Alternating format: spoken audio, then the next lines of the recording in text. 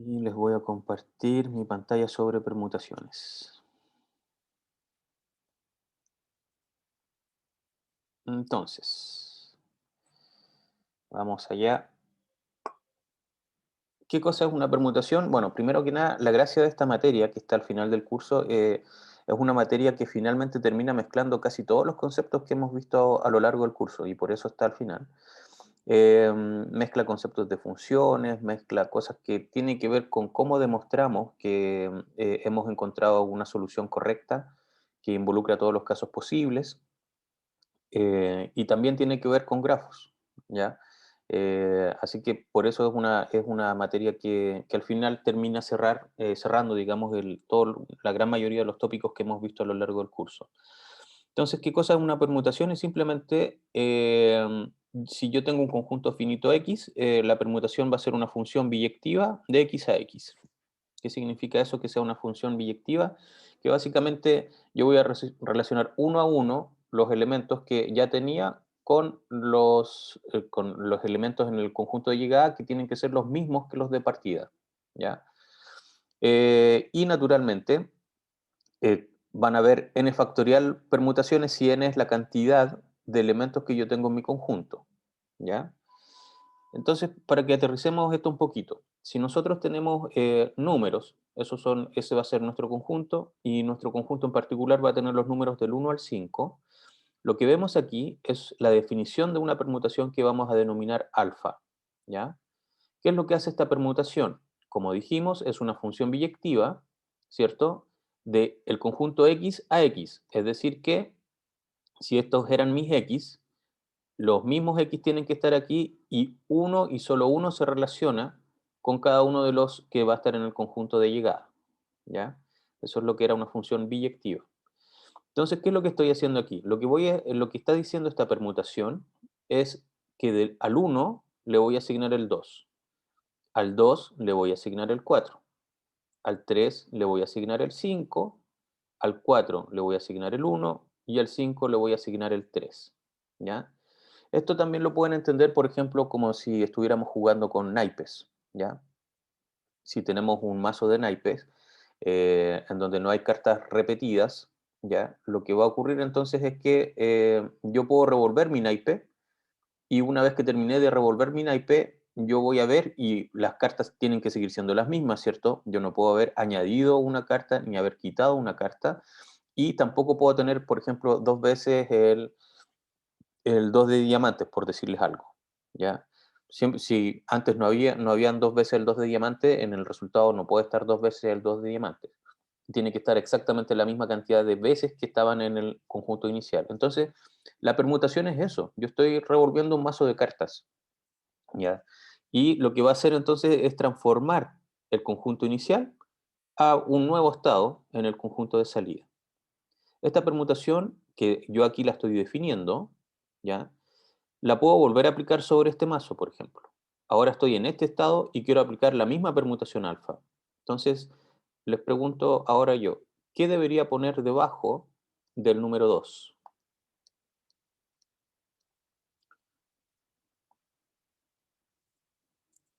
Si yo volviera a aplicar alfa y aquí pongo otra flechita, ¿qué debería anotar aquí?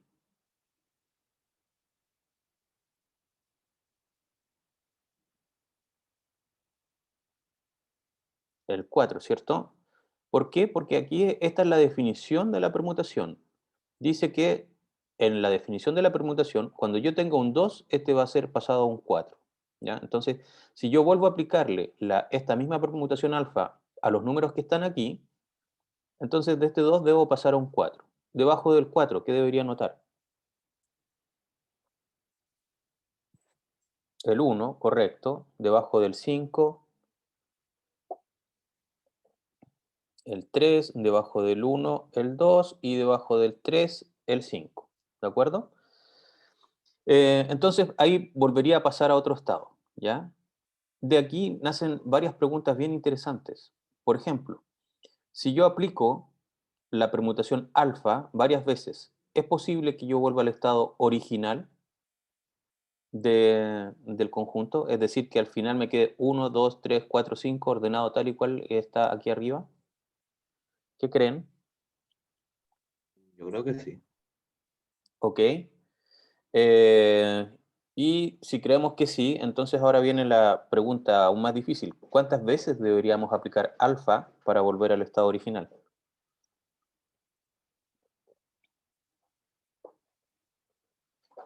Esa pregunta es más difícil, ¿cierto? Pero analicemos algunas cosas. Si yo volví a aplicar esto una vez más, dijimos que debajo del 2 estaba aquí el 4, ¿cierto? Obviamente este 4 no es el 1, así que al aplicar dos veces alfa no voy a volver al estado original, ¿cierto? Sabemos que del 4 pasó al 1, así que ese también está desordenado. Pero ¿qué pasa aquí con el 5? El 5 pasa al 3 y el 3 sí está ordenado. El 1 pasaría al 2, que está desordenado, pero el 3 pasa al 5, que también estaría ordenado. Entonces, al aplicar dos veces, el 3 y el 5 estarían ordenados. ¿Cuándo yo volvería a obtener un 1 aquí? Pasé del 1 al 2, luego pasé del 2 al 4, y del 4, ¿a quién voy a pasar? Al 1, ¿cierto? Entonces, fíjense qué pasó. Apliqué alfa tres veces y el 1 volvió a estar donde tenía que estar. ¿Qué pasa con este 2? Del 2 voy al 4, del 4 voy al 1 y se lo aplico una vez más, del 1, perdón, del 4, no, perdón, me equivoqué. Del 2 voy al 4, del 4 voy al 1 y del 1 voy al 2. Así que en la tercera iteración este también se convirtió en lo que correspondía. Este, ¿qué pasó? Del 3 voy al 5, del 5 voy al 3, del 3 voy al 5. Así que este ahora, antes, en la iteración anterior estaba bien, pero ahora la embarré, porque este ahora me quedó malo. Del 4 voy al 1, del 1 voy al 2, del 2 voy al 4. Ah, este está bien. Y este, del 5 voy al 3, del 3 voy al 5, del 5 voy al 3. Así que este me quedó malo. Entonces, yo creo que ya se están dando cuenta. Si yo aplico dos veces alfa, el 3 y el 5 me quedan en la posición correcta. Si aplico tres veces alfa, el 1, el 2 y el 4 me quedan en la posición correcta, pero el 3 y el 5 no. Entonces la pregunta es, son dos preguntas en realidad. Al cabo de aplicar alfa una cierta cantidad de veces, ¿puedo llegar al estado original? Y la segunda pregunta sería, ¿cuántas veces yo debería aplicar esto para que volviese al estado original? Entonces, naturalmente, la respuesta a la primera pregunta es sí. Sí, existe una forma de volver al estado original. Y ahí Ian propone en el chat, dice que sería el mínimo común múltiplo entre 2 y 3. Y el mínimo común entre 2 y 3 es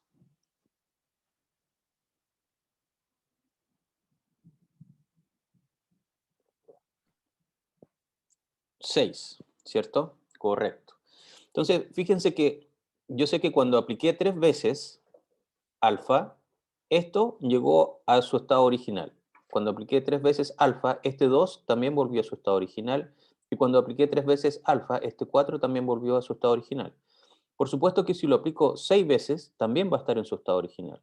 Si lo aplico 9 veces, también va a estar en su estado original. Si lo aplico 12 veces, también va a estar en su estado original. Y en cambio, ¿qué pasa con el 3 y el 5? Yo sé que cada vez que yo lo aplico dos veces, vuelve a su estado original. Entonces, lo que está ocurriendo aquí es que efectivamente necesito encontrar el mínimo común múltiplo entre la cantidad de veces que yo necesito para llegar al estado original dentro de los subconjuntos que estén dentro de X, ¿ya?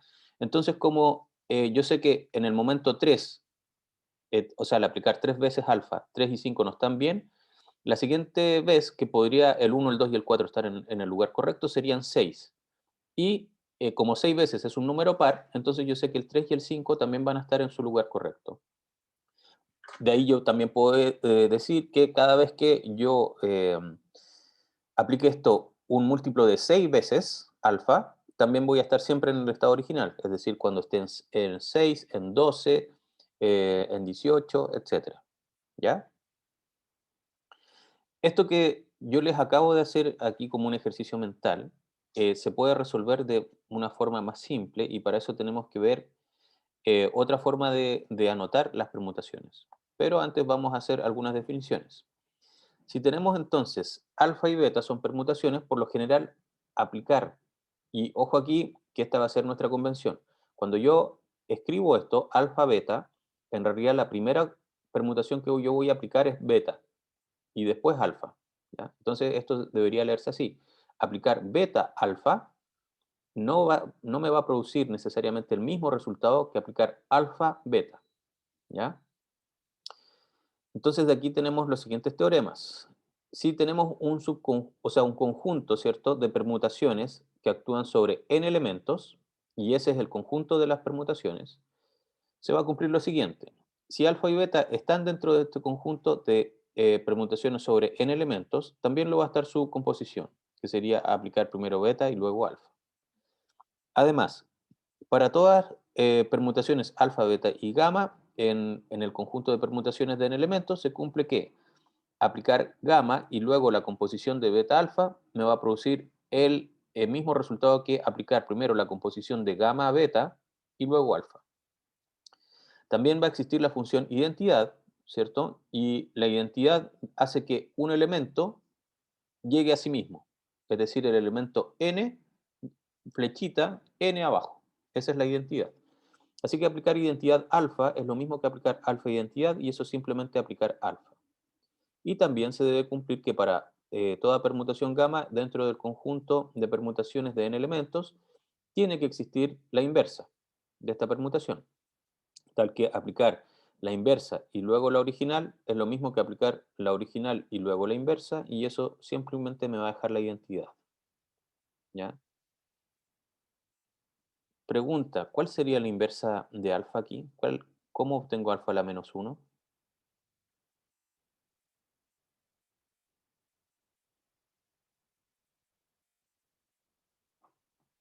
Básicamente, para encontrar rápidamente cuál es alfa a la menos 1, ¿ya?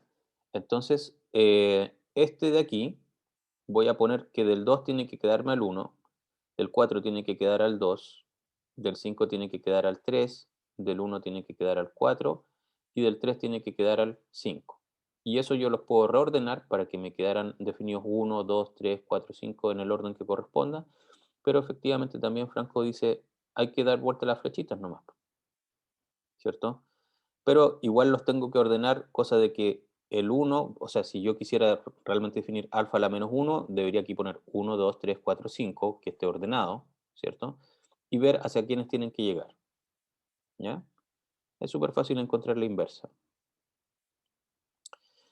Entonces, como ya les dije, aquí lo importante es ver cómo me facilito la vida. Y como ya vimos, yo sabía que si aplicaba un múltiplo de 6 llegaba al estado original. Entonces aquí viene la notación de ciclos, ¿ya? Por ejemplo, esto está diciendo que del 1 paso al 2, del 2 paso al 4, del 4 paso al 1, del 1 paso al 2, del 2 paso al 4, del 4 paso al 1, del 1 paso al 2, etcétera, ¿ya? Ahí hay un ciclo. Y por eso cada 3 veces que yo vaya aplicando esta permutación, sé que el 1, el 2 y el 4 van a volver a su estado original. Entonces, eso lo vamos a anotar de la siguiente forma. Paréntesis 1, 2, 4. ¿Ya? Y la notación quiere decir que del 1 paso al 2, del 2 paso al 4, del 4 me devuelvo al origen de mi ciclo, 1.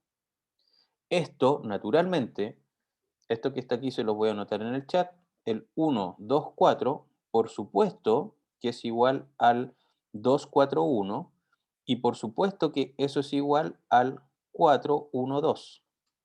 ¿Ya? Estamos todos de acuerdo, como esto es un ciclo, da lo mismo donde yo parta, ¿cierto? Yo podría partir en el 1, podría partir en 2, podría partir en 4. Entonces, como es ciclo, da lo mismo, esta es simplemente la notación y esas tres formas corresponden a hacer exactamente lo mismo. Los ciclos también van a tener un largo, ¿ya?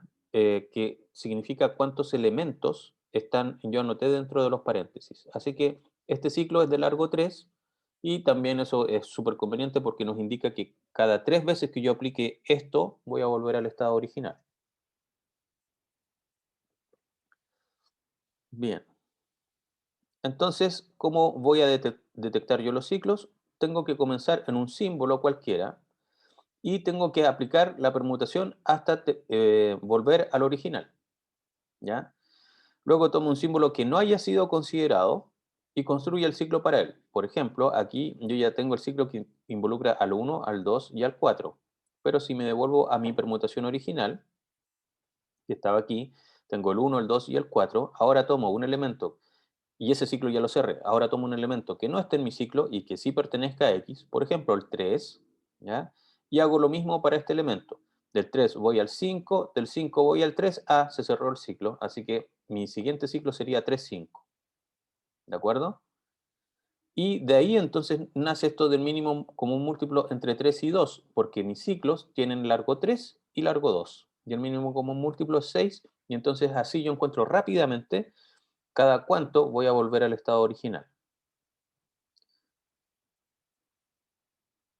Y cuando ya no tenga más símbolos, es decir, ya tengo un ciclo con el 1, 2, 4 y otro ciclo con el 3, 5, ya tengo todos los símbolos considerados, o los n elementos que estaban en mi conjunto original, así que ahí yo ya me detengo y con eso he encontrado la notación de ciclos de mi permutación.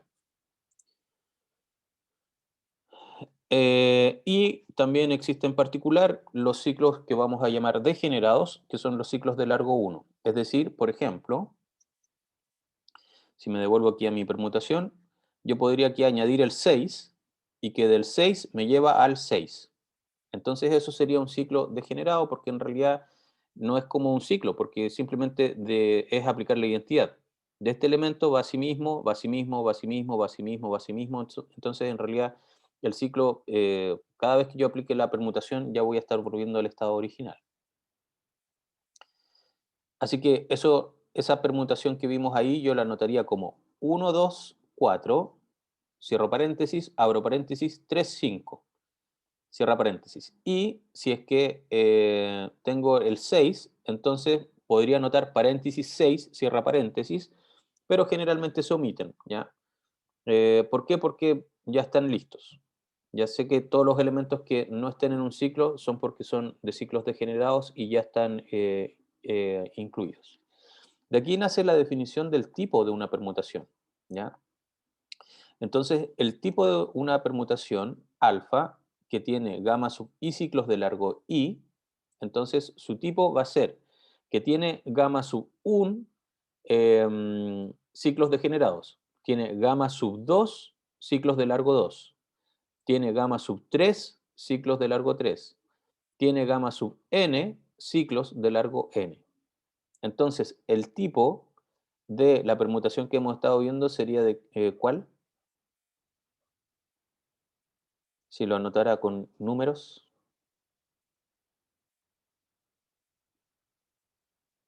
vimos que tenía un ciclo de largo 3 y un ciclo de largo 2, así que si lo anoto con números, su tipo, ¿cómo sería?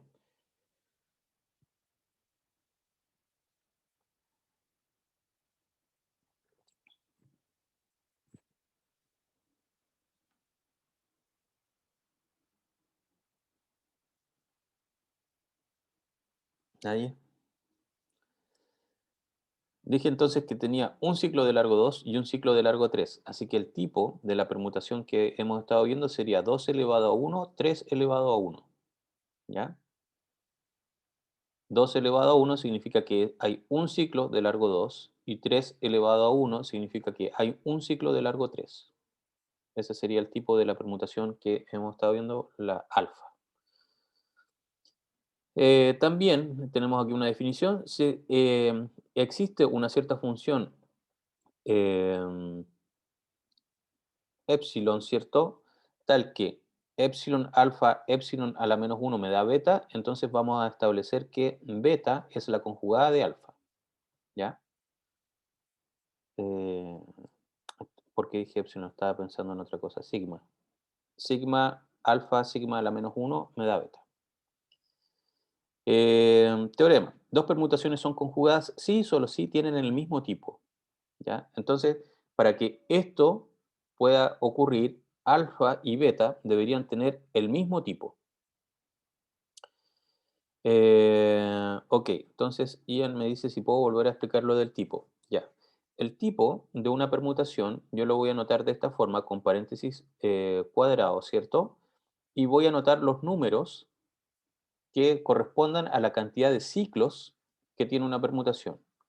Lo que yo estoy diciendo aquí, entonces, es que este número, los gamma sub algo, me indican la cantidad, mientras que el número que tengo aquí, ¿cierto?, me indica el largo del ciclo. Entonces, cuando yo les preguntaba, esta permutación que habíamos visto todo el rato, la alfa, sabemos que esto tiene el ciclo 1, 2, 4, que es un ciclo de largo 3, y tiene el otro ciclo 3, 5, que es un ciclo de largo 2. Entonces, básicamente el tipo lo que me indica es lo que acabo de decir. ¿Cuántos ciclos de largo X tengo? Tengo un ciclo de largo 2 y tengo un ciclo de largo 3. La cantidad entonces son los que vamos a anotar nosotros en los exponentes. Por lo tanto, el tipo de la función alfa debería ser 2 elevado a 1, 3 elevado a 1. ¿Por qué? Porque tengo un ciclo de largo 2 y tengo un ciclo de largo 3. ¿Ya? Y los demás números desaparecen porque tengo 0 ciclos de largo 1 y tengo 0 ciclos de largo n. ¿Ya? Entonces el tipo sería simplemente paréntesis cuadrado 2 elevado a 1, 3 elevado a 1, cierro paréntesis. ¿Y por qué es importante el tipo? Porque tenemos aquí esta definición que vamos a tener permutaciones que podrían ser conjugadas sí, solo sí, tienen el mismo tipo. Entonces, dadas dos permutaciones, yo debería calcular su tipo, ¿ya? Es decir, el numerito de paréntesis cuadrados que va a ser de la forma 2 elevado a tanto, 3 elevado a tanto, 4 elevado a tantos, etc. Y si alfa y beta tienen el mismo tipo, entonces yo podría encontrar una cierta función sigma, tal que sigma alfa sigma a la menos 1 me debería dar beta. ¿Ya? Clasificación de permutaciones. Y aquí vamos a entrar a unas permutaciones particulares. Vamos a llamar entonces transposiciones de ciclos a la descomposición de ciclos a permutaciones que intercambian solamente dos elementos. ¿Ya? Cuando yo estoy transponiendo, simplemente de todo mi universo estoy intercambiando dos elementos a la vez. Dos y solo dos elementos a la vez. Entonces, una transposición es una permutación de largo 2. Y lo que estamos estableciendo acá es que una permutación cualquiera, ya por ejemplo, algo que tenga ciclos de largo 3, o ciclos de largo 4, o ciclos de lo que yo quiera, yo la puedo reescribir como un conjunto de transposiciones en donde cada una de las transposiciones son ciclos de largo 2 que van a estar intercambiando solamente dos cosas. Entonces aquí tenemos un ejemplo. Tengo la permutación que está definida por, recordemos que primero se aplica esto y luego esto que está aquí. Así que tengo 2, 4, 5, 7 y luego debería aplicar 1, 3, 6. Y lo que estoy diciendo es que si yo quiero llevar esto a transposiciones, entonces todo esto se puede escribir de esta forma. Aplicar primero 2, 4, luego 2, 5, luego 2, 7, luego 1, 3 y finalmente 1, 6. ¿Ya? Entonces, ahora les voy a dejar de compartir esa pantalla. Les voy a compartir aquí un PDF que yo tengo preparado. Y vamos a ver cómo ocurre esta magia.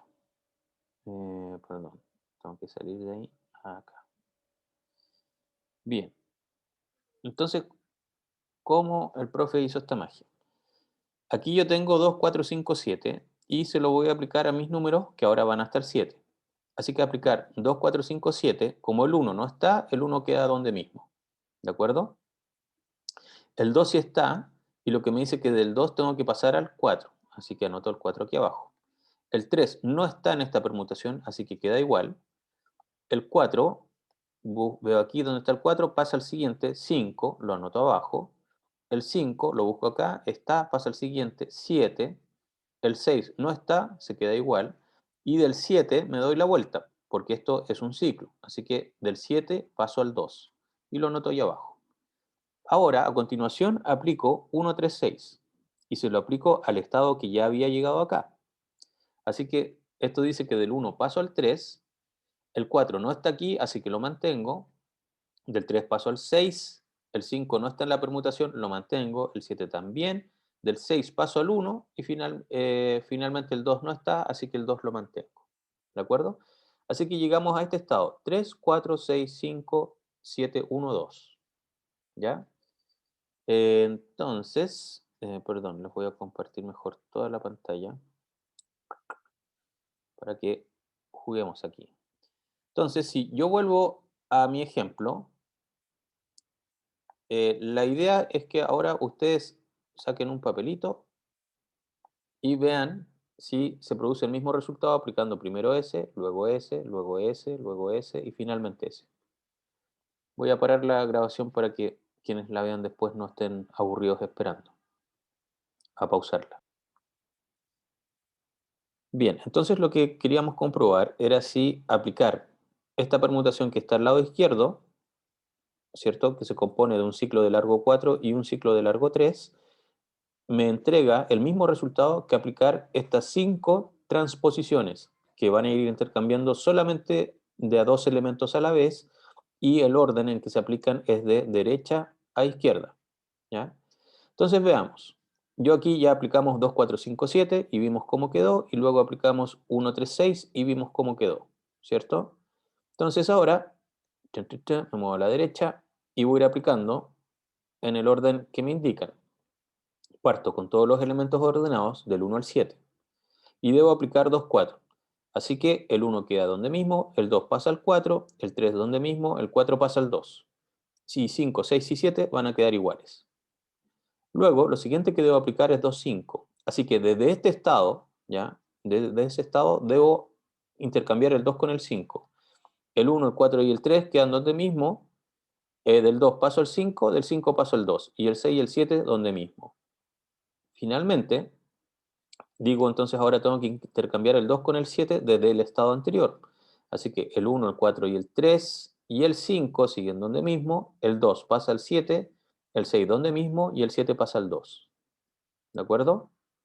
Veamos qué pasó aquí. Yo me quedé con el siguiente número, 1, 4, 3, 5, 7, 6, 2. Y si voy a ver acá, 1, 4, 3, 5, 7, 6, 2. ¿Ya? Entonces, en este momento se produjo el mismo resultado que haber aplicado 2, 4, 5, 7 mediante aplicar 2, 4, luego 2, 5 y luego 2, 7. ¿Ya? Y ahora me queda aplicar, según lo que me decían, el 1, las combinaciones con 1, 3 y 6. Primero debía aplicar el 1, 3. Así que del 1 pasa al 3, 4 queda donde mismo, el del 3 pasa al 1. Y todos los demás siguen tal y cual. Finalmente aplico el 1, 6. 3 y 4 quedan donde mismo, del 1 paso al 6, 5 y 7 donde mismo, del 6 paso al 1 y el 2 queda donde mismo. Así que produje el siguiente resultado. 3, 4, 6, 5, 7, 12. Y voy allá. 3, 4, 6, 5, 7, 12. ¡Chanan! Profe, nos está enseñando magia, ¿cierto? Ok. Entonces, yo pude confirmar que aplicar eso que está ahí es equivalente a aplicar todas estas transposiciones que están acá. ¿De acuerdo? Lo acabamos de comprobar y efectivamente es así. Entonces, no voy a volver a compartir solamente la diapositiva.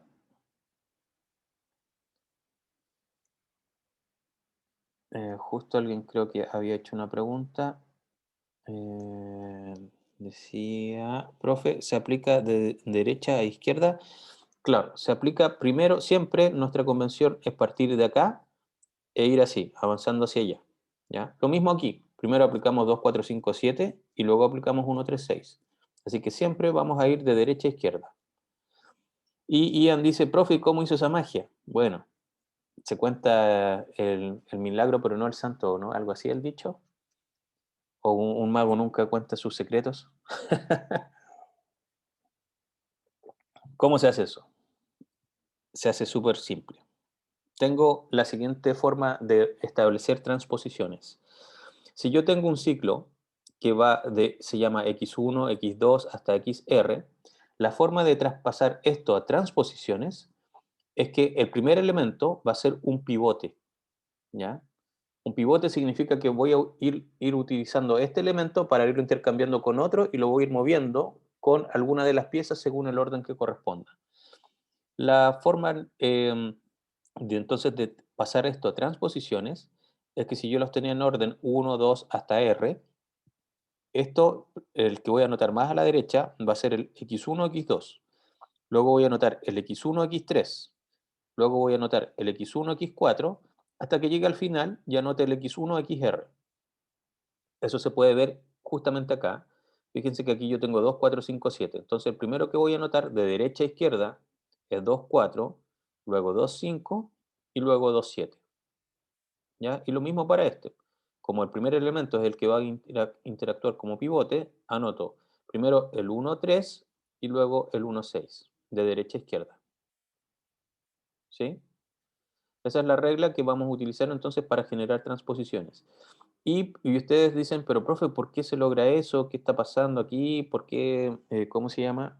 ¿Cómo hace realmente la magia? Bueno, el punto es que aquí cuando yo estoy intercambiando el 1 con el 3 y luego el 3 con el 6, finalmente el 6 con el 1, este 1 yo lo puedo ir intercambiando con el 3 para que el 3 quede en la posición que le corresponde.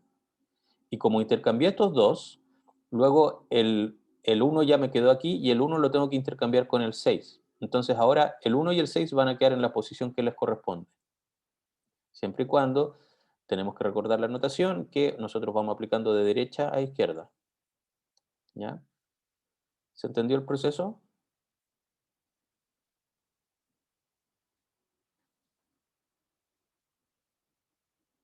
Básicamente entonces lo que hice fue intercambio primero el 1 con el 3, eso lo noto más a la derecha, y ahora que el 1 está aquí, entonces intercambio el 1 con el 6.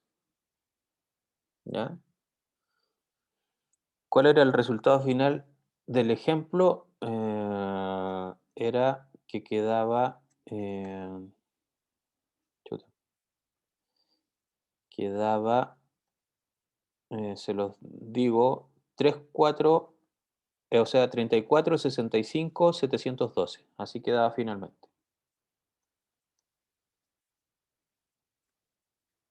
Entonces,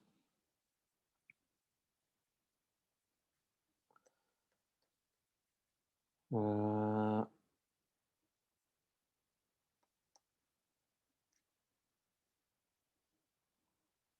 bien. Entonces, déjenme un segundo que aquí Zoom se me está mareando. Y quiero compartir la diapositiva.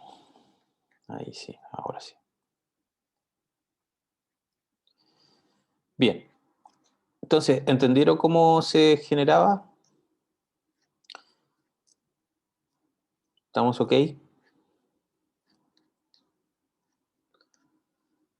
Ya. Sigamos entonces. Si yo les pido entonces pasar una notación que está en ciclo, ¿cierto? A transposiciones, ustedes tienen que aplicar esto que está aquí.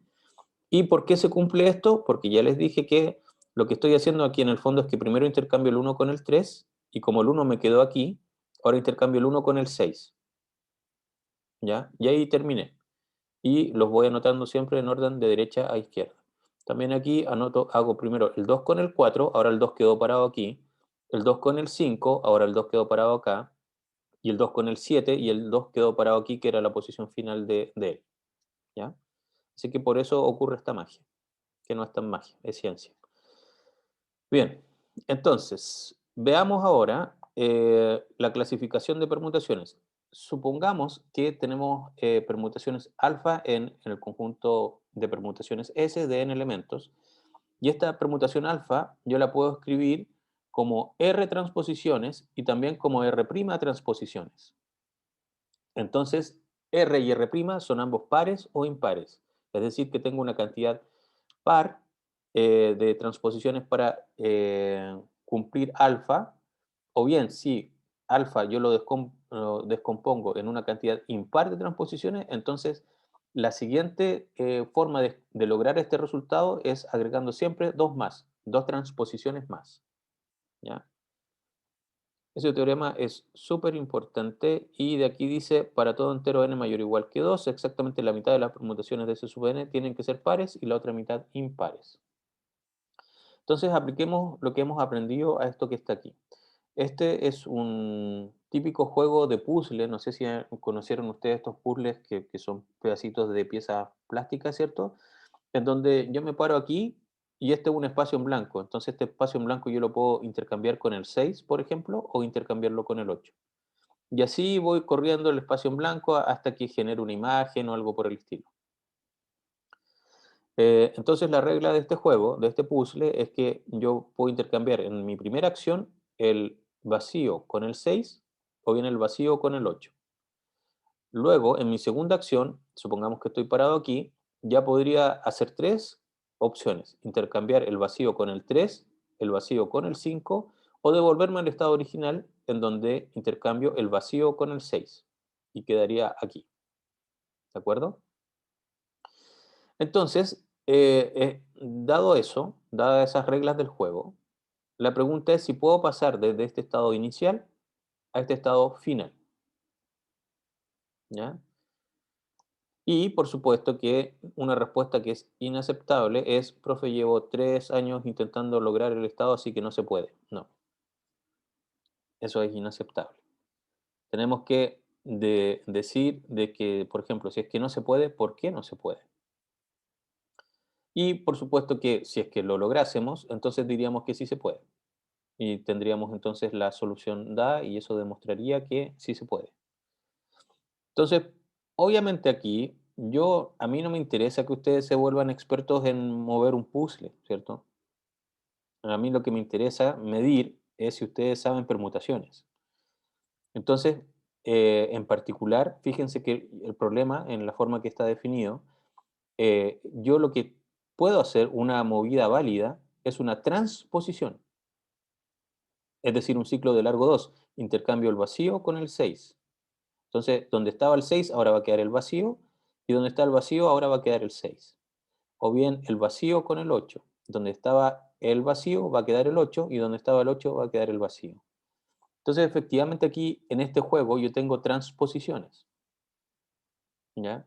Y nosotros estamos estudiando permutaciones, así que la pregunta es, ¿cómo diablo utilizo yo lo que el profe me ha enseñado de permutaciones para demostrar que desde este estado a este estado se puede o no se puede pasar?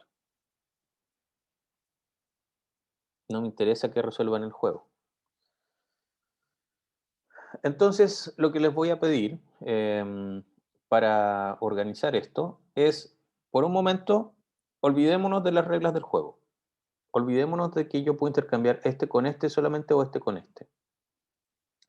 Si yo quisiera pasar desde aquí a este estado final, ¿cuál sería la permutación que describe este cambio?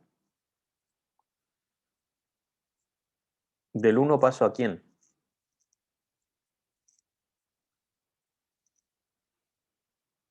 Del 1 paso al 8, correcto, muy bien. Y luego, si yo quiero continuar para determinar esto en notación de ciclo, debería buscar del 8 paso a quién, ¿cierto? Y del 8 a quién paso,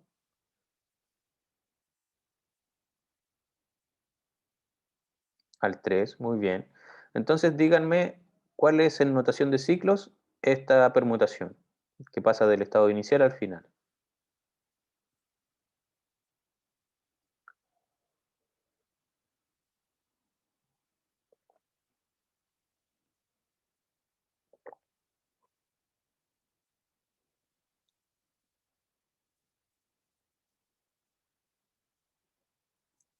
1, 8, 3. Ok, entonces eso significa que después de eso del 3 me devuelvo al 1. Veamos. Del 1 paso al 8, del 8 paso al 3, del 3 paso al 2. Así que esa no sería. Ok, ella propone del 1 paso al 8, del 8 paso al 3, del 3 paso al 2, del 2 paso al 5, ¿cierto? Del 5 paso al 4, del 4 paso al 7 y del 7 paso al 6. Y finalmente también está el siguiente elemento, que es el elemento vacío, que es un ciclo degenerado, que del vacío paso al vacío. ¿Ya? Esa sería la notación que nosotros utilizaríamos para describir la permutación que me permite pasar del estado inicial al final, pero sin respetar las reglas del juego. ¿ya? Entonces, si yo ahora les preguntara, porque estamos aplicando la materia, ¿cierto? Que acabamos de aprender, mi pregunta siguiente sería, ¿cuántas transposiciones eh, necesito para reflejar esa permutación?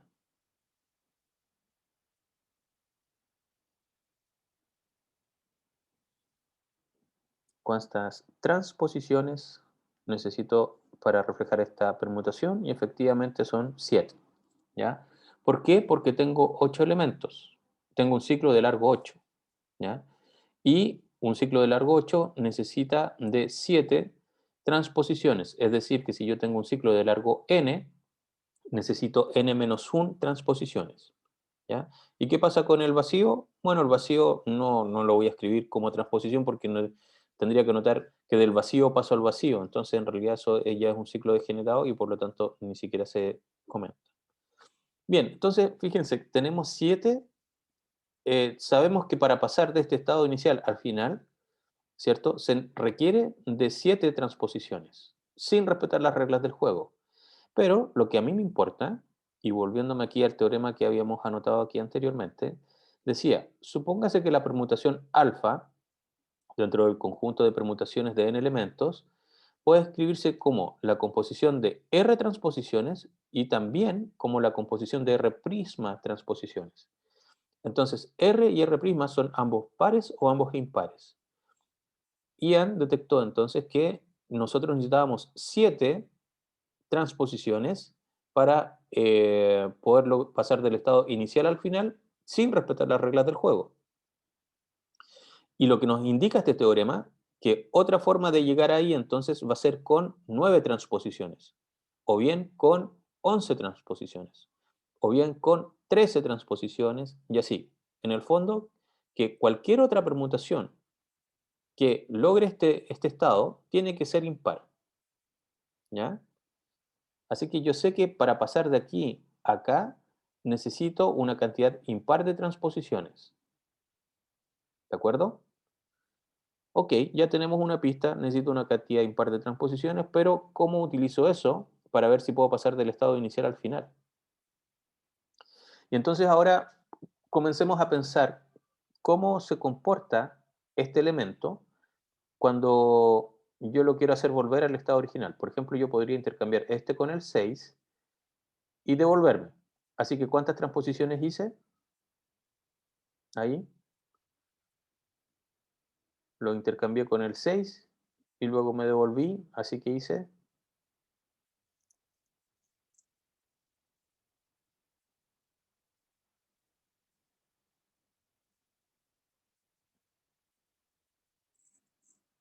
¿cuántas transposiciones hice? Dos, ¿cierto? Una para llevarlo del espacio en blanco de aquí hacia el 6 y luego para devolverme. Dos transposiciones, ¿cierto? También aquí, si es que estoy acá y lo intercambio con el 8 y luego me devuelvo, también utilicé dos transposiciones. Hagamos ciclos más largos. De aquí voy al 6, de aquí voy al 5, del 5 voy al 8, de ahí me devuelvo. ¿Cuántas transposiciones hice?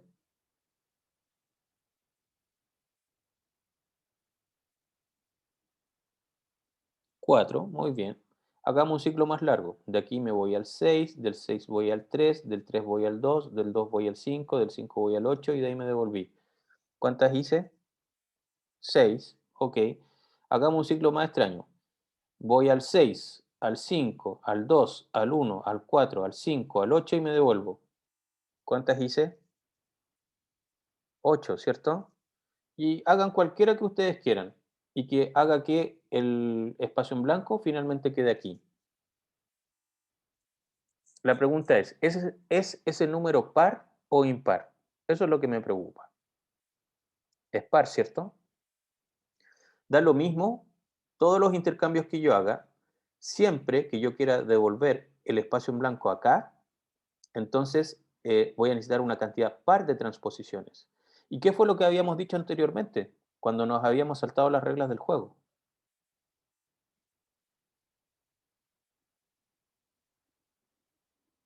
Que necesitábamos una cantidad impar de transposiciones, correcto.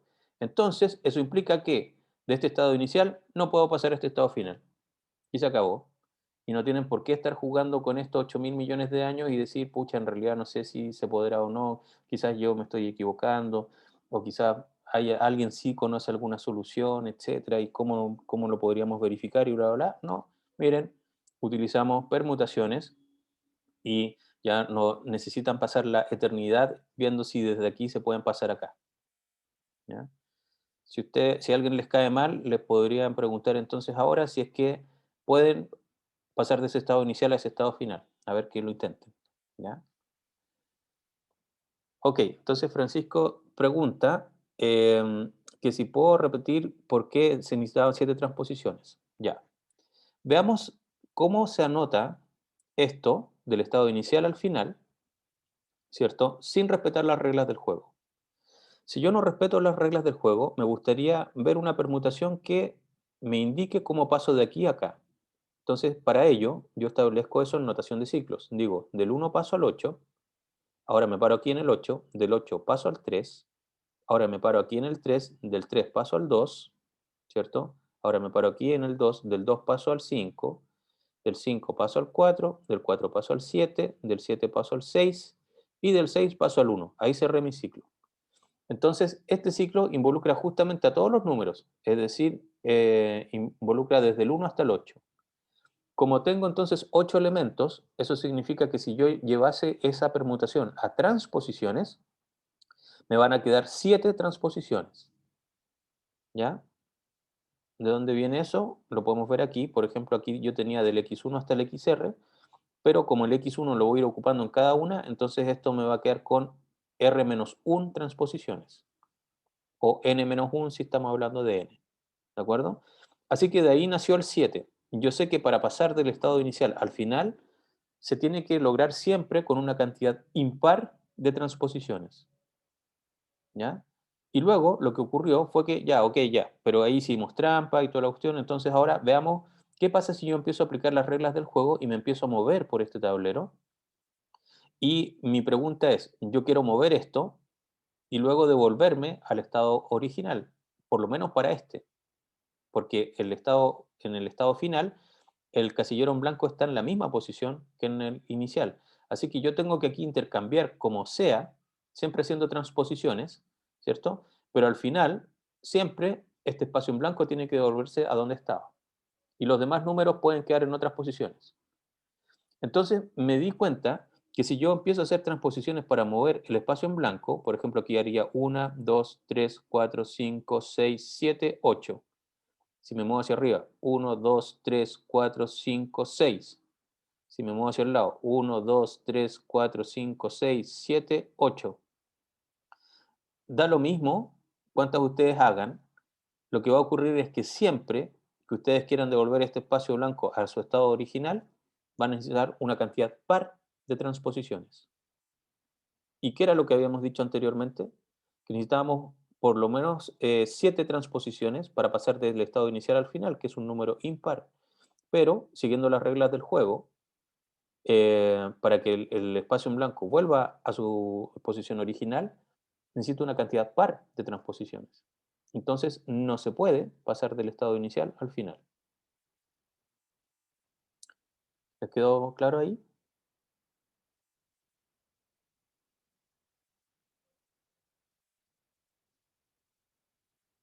Perfecto. Entonces, por eso no se puede pasar de este estado inicial al final y para ello utilizamos la materia que acabamos de aprender de permutaciones. Y ahí entonces lo importante es que cuando se les hace a ustedes una pregunta como esta, en donde dicen, pero profe, ¿qué nos está preguntando y toda la cuestión? No, ustedes saben de lo que yo les estoy preguntando. Les estoy preguntando de permutaciones, así que ustedes tienen que ver cómo diablos yo aplico permutaciones y transposiciones y los teoremas que hemos visto en clases para demostrar que pasar de aquí a allá se puede o no se puede. ¿Ya? No me interesan las respuestas como creativas, me interesan las respuestas que aplican la materia. Bueno, ahí en las diapositivas está la explicación de todo lo que yo les acabo de decir. Les recuerdo que las diapositivas están disponibles en aulas para que las utilicen como referencia, pero simplemente lo que les acabo de explicar. Entonces, ahora para terminar, vamos a incluir esta definición, sea G un conjunto de permutaciones de un conjunto finito X. Si G es un grupo, con la composición de permutaciones, decimos que G es un grupo de permutaciones de X. ¿Qué significa eso? Esto que es como un trabalenguas. Bueno, entonces si tomamos un X que tiene los elementos del 1 al n, entonces un grupo de permutaciones es simplemente un subgrupo de S sub n. ¿Ya? ¿Qué vamos a hacer con eso? Por ejemplo, aquí yo tengo un cuadrado, ¿ya? En donde, para que nos demos cuenta, hacer referencia a esto, yo voy a decir que esta esquina es la esquina 1, la esquina 2, la esquina 3 y la esquina 4. Y mi pregunta es, ¿qué permutaciones hacen que este cuadrado siga siendo el mismo cuadrado? ¿Ya? Por ejemplo, si yo intercambiase solamente el 1 con el 4, ¿qué es lo que va a ocurrir aquí? Me va a quedar un cuadrado, entre comillas, degenerado, porque en realidad voy a estar con el 1 acá, de ahí me voy al 2, luego al 3 y finalmente al 4 que quedó aquí abajo. Entonces me quedó una figura que sería como una especie de reloj de arena, ¿ya? Y obviamente ese no es un cuadrado. ¿Es una permutación? Sí. ¿Es válida? Sí, pero no es válida para lo que yo quiero lograr, que son las permutaciones que hacen que este cuadrado siga siendo un cuadrado, ¿ya? Entonces aquí abajo nos damos cuenta rápidamente que tenemos 24 posibles permutaciones, porque tengo 4 elementos, así que todas las permutaciones que yo pueda hacer aquí son 4 factorial y eso me da 24, ¿ya? Pero de estas 24 permutaciones que existen aquí, donde por ejemplo 1, 4 es una de ellas, me gustaría saber cuáles son las permutaciones que hacen que este cuadrado siga siendo un cuadrado. Y están anotadas aquí, ¿ya? ¿Cuáles son esas? Primero que nada, siempre existe la permutación identidad. Esta identidad siempre va a estar considerado dentro del n factorial, que en este caso es 24. Así que una de estas 24 es la identidad, y si yo le aplico la identidad a este cuadrado, ¿sigue siendo un cuadrado? Correcto. ¿Por qué? Porque el 1 es el 1, el 2 es el 2, el 3 es el 3 y el 4 es el 4. Me quedó dibujado como un cuadrado tal y como estaba acá. Pero veamos algunas que son más interesantes. Por ejemplo, está la rotación en 90 grados. El nombre que está aquí es como yo la comprendo. Lo que está aquí es la permutación.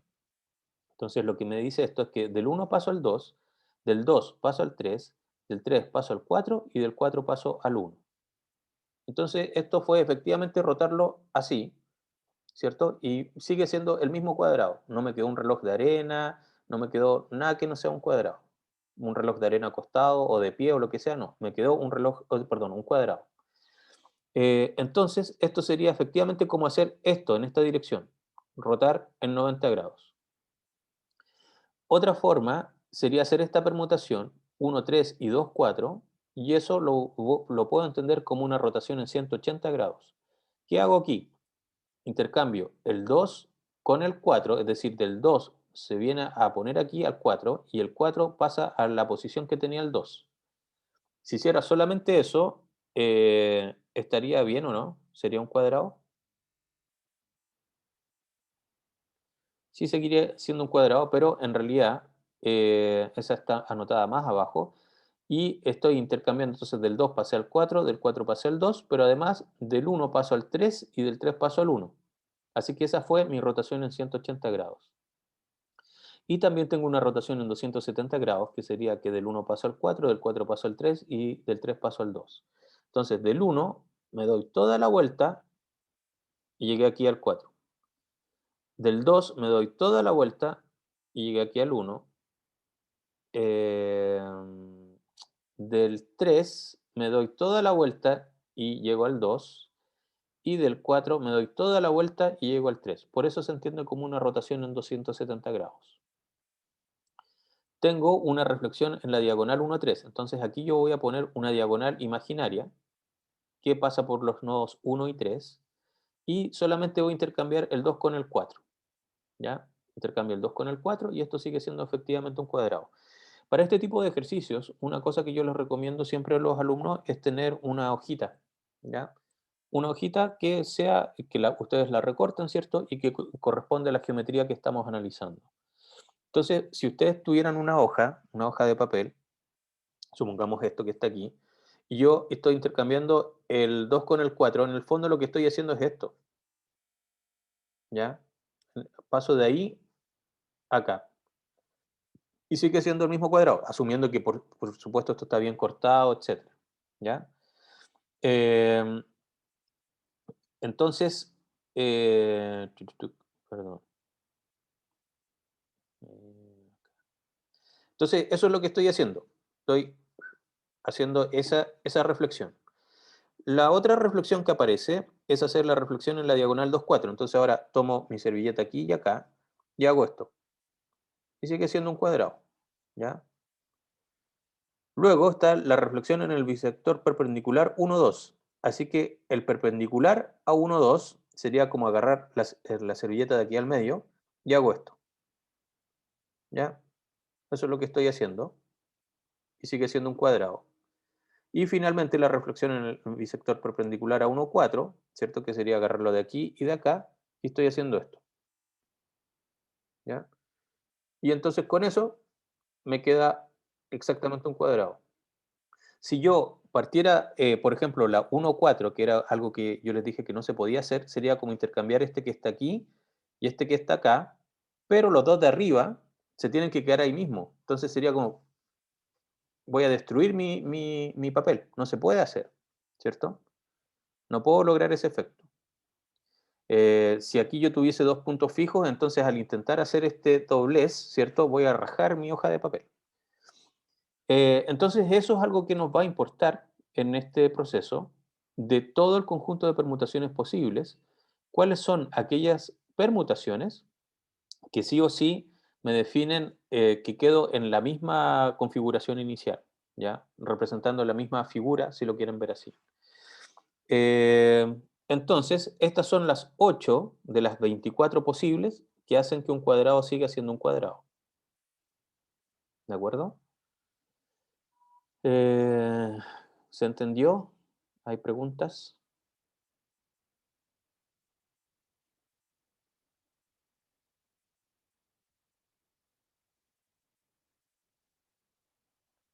Ok. Entonces, rápidamente, como nadie tiene preguntas y me dicen que se entendió, me gustaría saber ahora qué pasa si en vez de un cuadrado tomo un triángulo. Primero que nada, ¿cuántas permutaciones existen para un triángulo? Haciendo la misma idea que esto, ¿cierto? Dibujo un triángulo, ¿cierto? Le doy número a las esquinas, que en realidad no es que estén realmente numeradas, sino que simplemente para que yo las pueda anotar acá. Efectivamente existen 6 porque es 3 factorial. Ahora la pregunta es, de esas 6, ¿cuántas me definen automorfismos, por así llamarlo, dentro de este triángulo? Es decir, que yo le aplico una permutación y sigue siendo el mismo triángulo y no rompí la hoja, entre comillas. ¿Cuáles serían? Cuando yo les pregunto cuáles serían, ustedes antes de pensar cualquier cosa, antes de poner cualquier número, dicen el tiro identidad. ¿Ya? Siempre, siempre la identidad es una de las posibles. ¿Ya? Así que me queda encontrar dentro de las 6, que una de ellas sí es la identidad, de las otras 5, ¿cuáles me producen el mismo triángulo? ¿Ya? Entonces, ¿cuáles se les ocurren?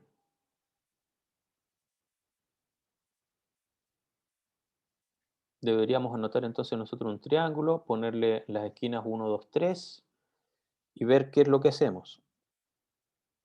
Entonces, de hecho, hagámoslo mejor el tiro. Aquí. Y les voy a compartir el Inkscape. Me tengo que salir de acá. Se me olvida siempre eso.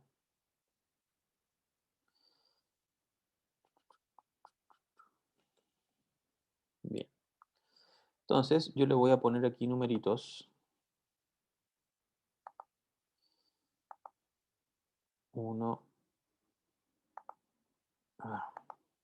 2 y 3.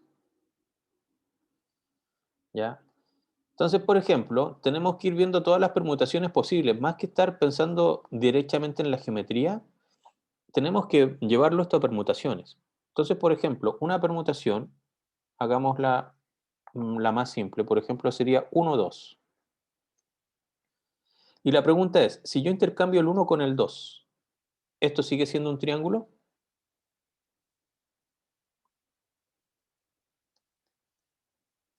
Sí, ¿cierto? Así que el 1, 2 es una de las posibles. Luego, yo debería buscar la siguiente y sería, por ejemplo, 1, 3, para ir ordenadamente con las permutaciones, así que la siguiente sería 1, 3. ¿Y 1, 3 me produce el mismo triángulo? Ah, porque esto me queda así. Sí. Ok, perfecto. Luego 2, 3. ¿Estaría bien intercambiar el 2 con el 3? Sí. Ya, y ahora, ¿cuál sería la siguiente permutación? Porque ya probé todas las opciones de transposiciones.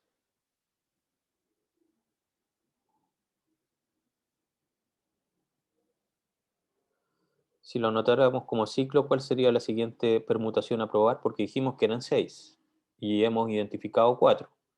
La identidad, 1, 2, 1, 3 y 2, 3. ¿Cuáles son las otras dos?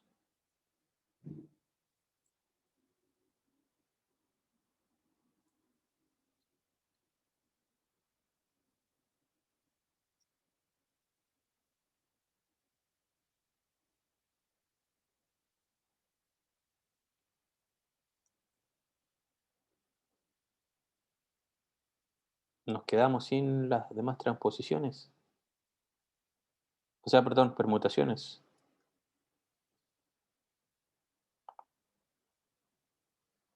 ¿Qué me dicen de esta? 1, 2, 3.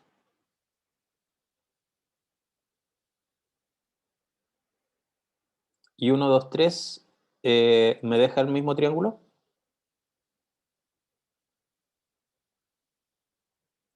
Y finalmente sería 1, 3, 2, que no es lo mismo que 1, 2, 3.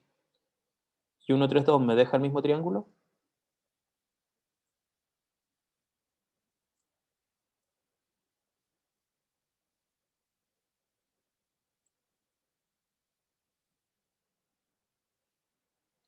También, ¿cierto?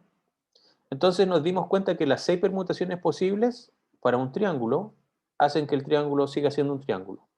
¿Y cómo yo las anotaría con nombre? Bueno, aquí el 1, 2 es la reflexión que pasa por la vertical, ¿ya? El 1, 3 sería la reflexión que pasa por esta diagonal, entre comillas, que pasa por aquí, esa recta. El 2, 3 sería una reflexión que pasa por el 1, ¿ya? Así. El 1, 2, 3 es una rotación. Y sería una rotación en ¿cuántos grados? Sería en 120 grados, ¿ya? Y el 1, 3, 2 es una rotación aún más grande, que sería una rotación en 240 grados. Y la siguiente rotación sería en 360 grados, pero rotar en 360 es la identidad, y la identidad ya la teníamos anotada. ¿De acuerdo? Bien, entonces ese era un pequeño ejercicio para cerrar, a ver si habían comprendido bien. Listo, ¿alguna pregunta?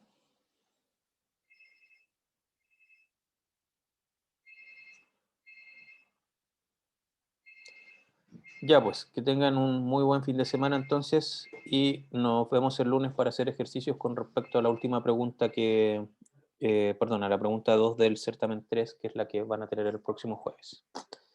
Que estén muy bien, cuídense, chaito.